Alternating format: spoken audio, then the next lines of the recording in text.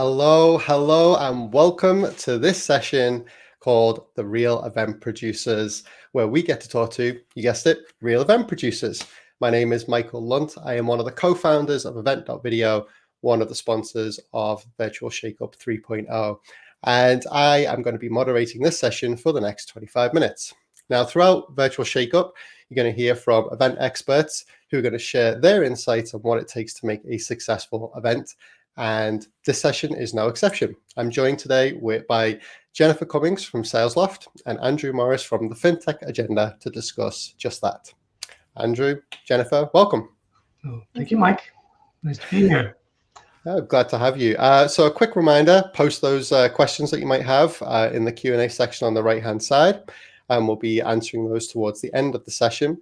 But to start with, we want to know who out there we are talking to. So we've pushed a poll out, and we want to know kind of how you evaluate yourself as an event professional. Are you a more virtual event wizard, or are you currently in hiding from the last event that you ran? So let's see what those poll results are. Wow, okay, so we're seeing a lot of event wizards, and you enjoy, confusing others with event knowledge jargon. That looks to be kind of not quite wizard, but just some very interesting characters out there. So now that we know who we're talking to, my first question is directed at Jennifer, and it's all about choosing that event platform, kind of what goes into that. But before we do that, actually, we just want to show a short clip about that shows the events that you ran recently for SalesLoft. Everyone, welcome to the SalesLoft Virtual Customer Summit.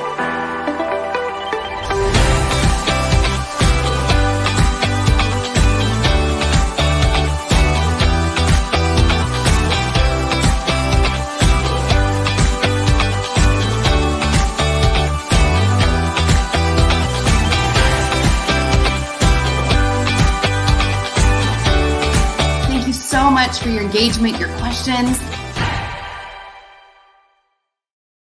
Some great stuff there. Now, determining which platform to use revolves around attendee experience. And Jennifer, I want you to tell us what goes into your thought process when choosing that perfect platform. Yeah, for sure. And thanks again for having me, Mike. When we went through the journey, now almost a year ago of figuring out what virtual event platform was going to make sense for our needs, it was really figuring out what were the goals for our event, what did we want the attendee experience to be like, and when we were evaluating virtual event platforms, those were kind of the things I had in mind. And coming off of recently canceling our in-person event, I really wanted to try to replicate that experience as much as possible, and also do it in a platform where we could keep our attendees in one space. So I feel like around May of last year, I'd seen most of the virtual event platforms that were available. There's so many more now.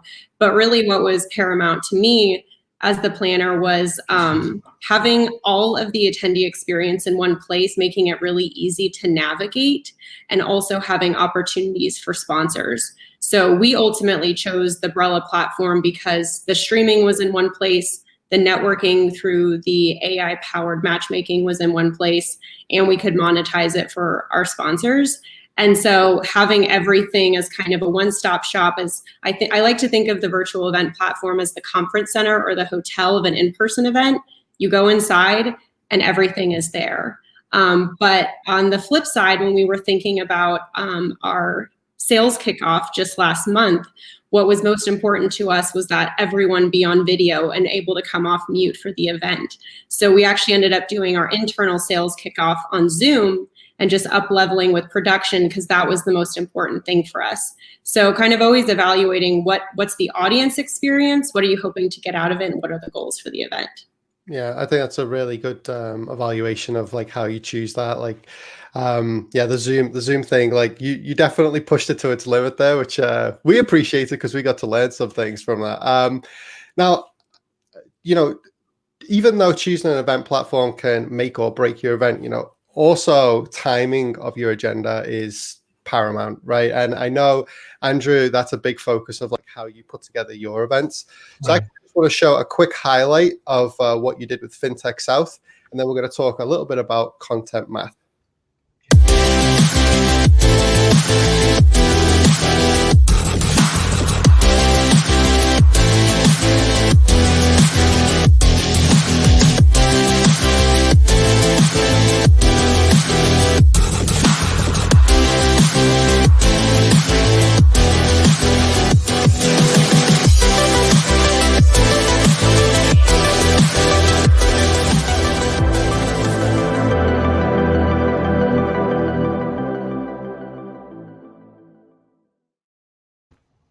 What an event that was as well when we put it together. That was a hell of an undertaking, but it was incredible to work on. So content math, the idea that how you plan out your agenda affects absolutely everything from sponsor interaction and how people are engaged with the event overall.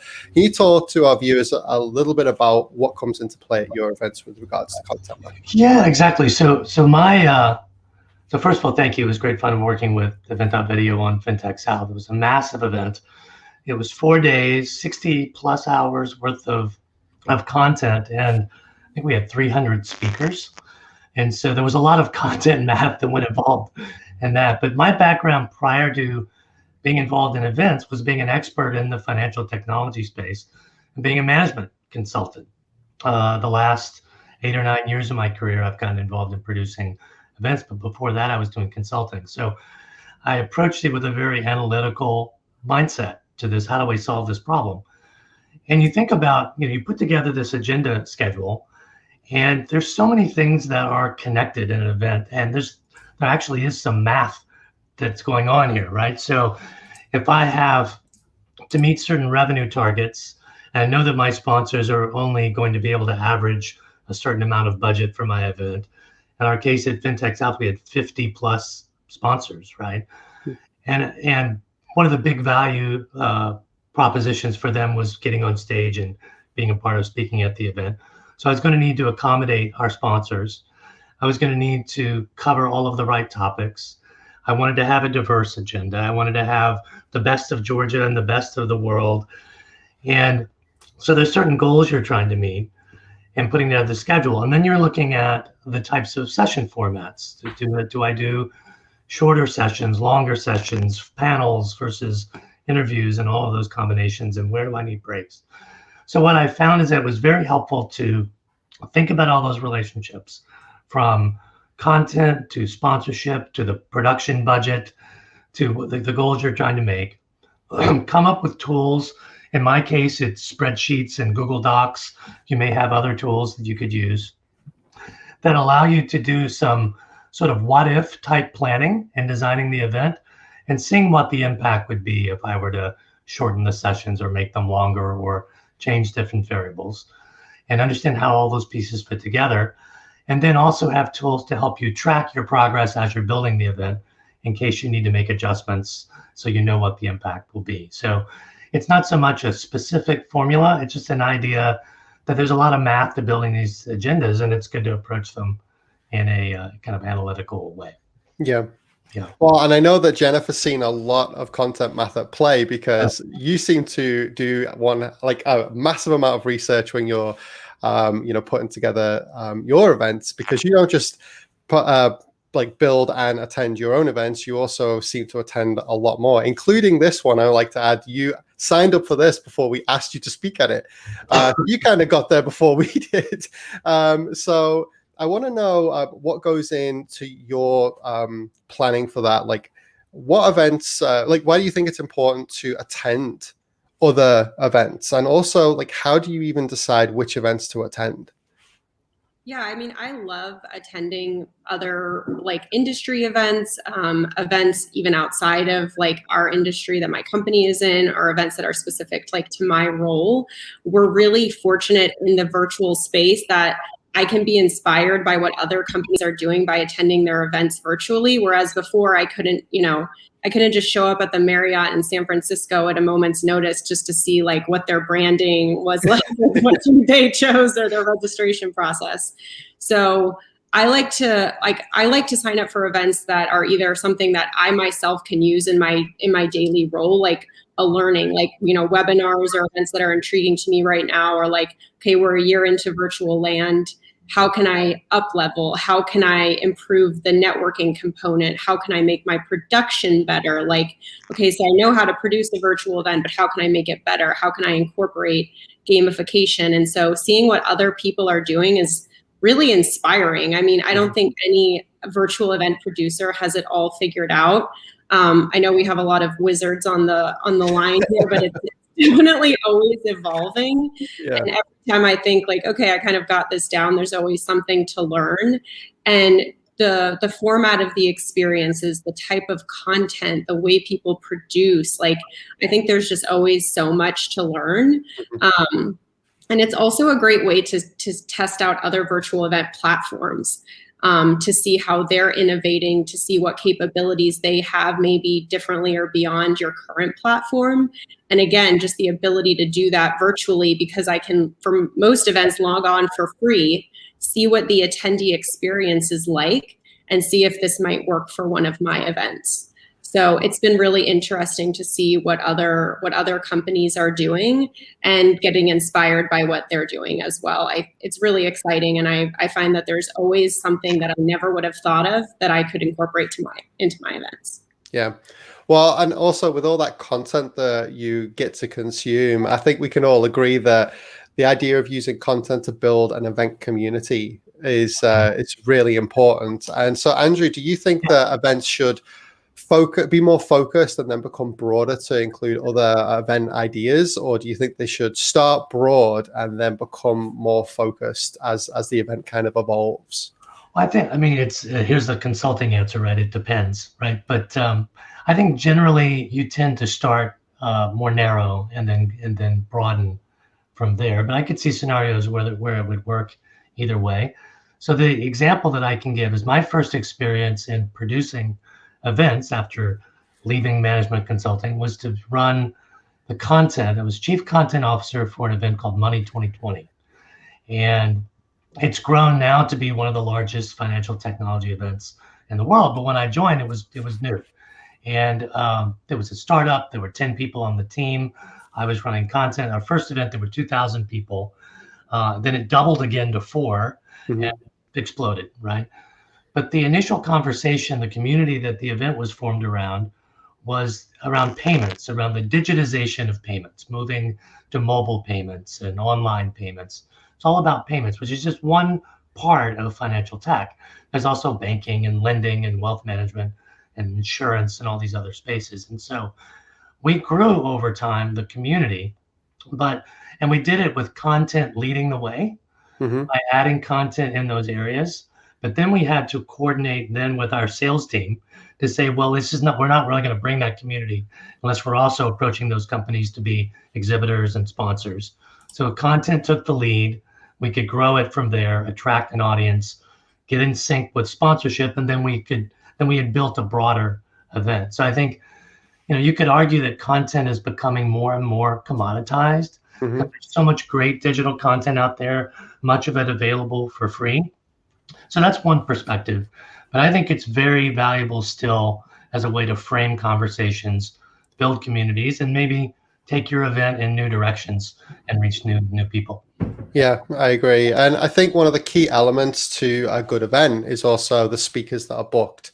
That draws in the audience and that kind of community. And Wellbeing at Work creator Christopher Cummings, who's no relation to Jennifer, I might add, he's kind of like a guy I think of when it comes to braving that world and picking the speakers. Unfortunately, Chris couldn't be here today. He has a conflict in event.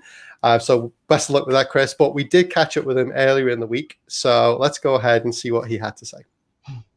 Chris, thank you very much for joining us here at Virtual Shakeup 3.0. It's great to have you with us.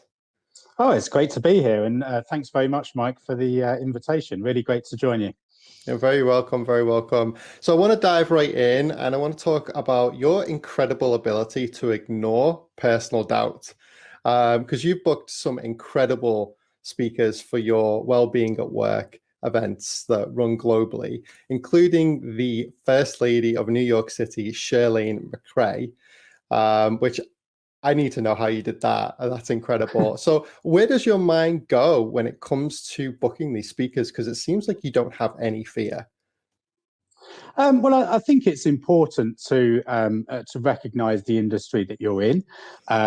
We do a lot of research and understand our market in the wellbeing and mental health space in the workplace. And the First Lady, is the example that you raised, started an initiative called Thrive New York City, which was specifically to help and to support mental health and well-being. So that, first of all, that gave us a great angle. I've always been really impressed with the work that she's done throughout her tenure. So it's really about researching, aiming high, and then approaching really effectively with a strong story and reason for that speaker to be involved. Wow, some great advice there. So obviously you've been running Wellbeing at Work virtually now for a full 12 months. And I know you've spoken in the past about how virtual events are giving you the opportunity to test different formats and also different regions of the world. So now it has been 12 months. What have you learned? What kind of insights can you give our viewers? Well, we're continuing to learn, and we change the format all of the time. We test lots of things, lots of different things with the timings of the agenda. So when we first started, when lockdown first began, we almost lifted up a one-day event and tried to put that online. And in the early days, that was really effective. People were responding to that back in March, April and May. But as time has gone on, we've changed that format because days of people sitting in front of a screen all day is very different now. So we continue to change formats, but we also look to grow in new areas of the world, and obviously with a lower barrier of entry with virtual events, it's really given us an opportunity to test new regions, thankfully many of them have been successful, but if they're not, it's not a huge investment, and it's quite an effective way to test new things, and in between those summits we test other things. So we continue to learn all the time. Some things work, some things don't work so well. What I would say is be brave, really try different things, and you start to really find a format that works for you. That definitely sums you up more than probably anyone else I've met. It's just be brave and try something new. Yeah, that's great. Yeah. I actually want to go back up real quick to the whole, like, the way that you book people. And one thing I feel like is really important is speaker management. Obviously, high profile speakers require a very different kind of handling than a keynote speaker or whatever. So can you kind of talk about the importance of that? Like what needs to go in place to make sure a speaker feels comfortable on the day, or what kind of things can you do to mitigate risk before your event? Yeah, I think speaker management is the most important part of our event experience. We really want to look after our speakers. They're giving up their time, they're giving up their insights, and whether they're high profile or just a standard speaker, if you like, we treat them all the same. So speaker management is really important. We always have lots of communication going out to our speakers. We regularly have pre-event calls leading up to the event, and work with our partners like yourself to make sure that communication is critical all the way through to the live event itself. So yeah, really important part of what we do. Well, Chris, it has been an absolute pleasure catching up with you. And of course, we wish you all the best for your preparations for your next Wellbeing at Work event in April. Great. Thanks very much, Mike. Yeah. Great to join you. Some great insights there from Chris at Wellbeing at Work. Unfortunately, I've enjoyed this conversation so much that we've kind of burnt through our time. So I'm going to shelve the questions I had left. I'm going to give it over to the audience, because I think we want to hear from them. So I'm going to invite Ralph, my fellow co-founder from event.video, up so that he can field some of those questions from the audience to us. Hey, well, thanks, Mike. What a great panel. First of all, you asked a poll question. Do you want to just talk us through this, or do you want me to give you the results there? Well, so at the beginning, we ran this poll, and if you haven't answered it, go ahead and throw your answers in now so we can see this change. But 40% of people on this said, who were watching this, said that they all felt they were virtual event wizards. 11% frighteningly said they are the ones at the convention center. I was hoping that would be a fat 0. So the fact that anyone is answering that is quite scary. But it looks like some people have shied away from being the virtual event wizard. Oh no, it's going up. Okay, so it is. So hopefully, what we've talked about in this panel so far has convinced people that maybe they know more than they gave themselves credit for. But yeah, let's move to those questions from the audience and see what we've got. All right. So your first question is: this has been upvoted 9 times. What is the feedback that you get from your attendees in virtual events? What are they missing the most from in-person events? So that's one for. Let's start with Jennifer. Yeah, so I work for SalesLoft, and we're a company that does technology for salespeople. Salespeople are very social typically. They love being around other people. And so I think the networking and engagement person to person has been the biggest challenge for us, because our audience really loves to connect in person.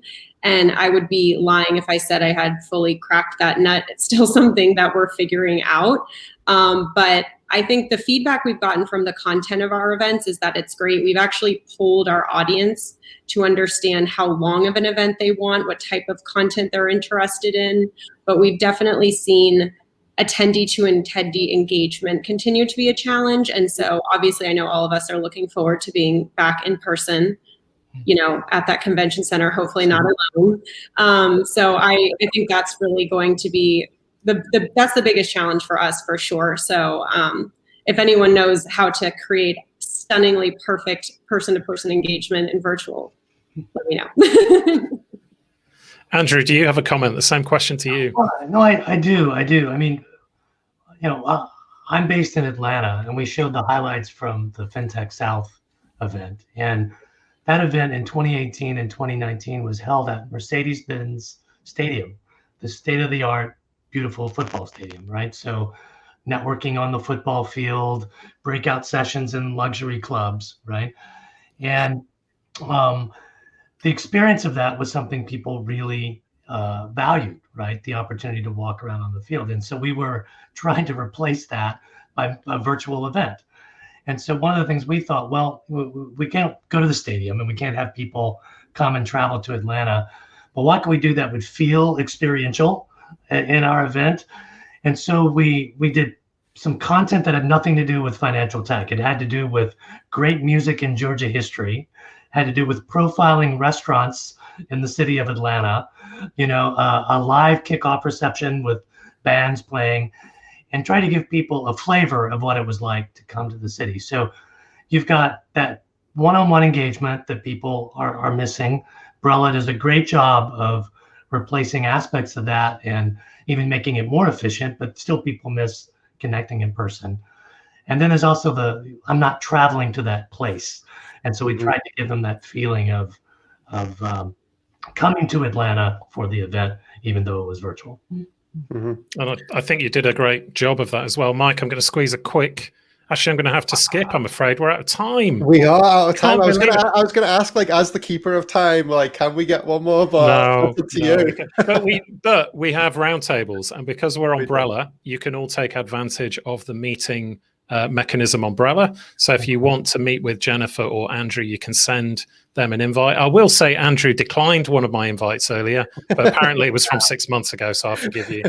But Mike, close us out. What a great panel. I just want to say thank you to both of you, and also to Chris, just for taking the time and sharing insights here. I mean, it's always a pleasure working with you, and we, are so happy that you could come on and share your experiences with hopefully budding event producers or people who, just needed that little extra nudge in the right direction. So thank you so much for giving us your time today. Really appreciate it. Oh, thank you, Mike and Ralph. Jennifer, it's nice to meet you doing this as well. You as well, Andrew. All right, so that was the session about AV. If you're interested in AV and you've got more questions, you'll find us in the roundtable along with Feather, Ingo, H2K, Brella. You can talk to any of us. You could skip between them if you want. What's coming up next in about 25 minutes time is digital disruption. So this is a really special talk with Rafat Ali. We tried to get him for the virtual shake-up 2, but we're really pleased to have him in the studio for this virtual session, virtual shake-up 3. Easy for me to say. So Rafat Ali, he's talking about something called the Napster moment, the point of disruption when industry has to change. So for those of you that remember Napster, that will be really interesting. And just before this, we have the speed, meetings, and networking. And I will try and show you really quickly using the power of my system here. So the networking, if you're a bit confused about the networking, you'll find it with these 2 little speech bubbles just above my head. There you go. And you can see here that NZ has requested a meeting with me. I am going to get back to it. I just wanted to show you what this looks like. You can click on the request, you can chat, and if you both want to meet, you can have a video call. And if you're thinking, well, that's fine, Ralph, but how do I find people? It's as easy as going to the People tab. Interestingly, Yanni is one of my top picks. So yeah, if you want to find interesting people, use the Brella engine. But that's it for this session, and we'll be back in about 22 minutes time with disruption.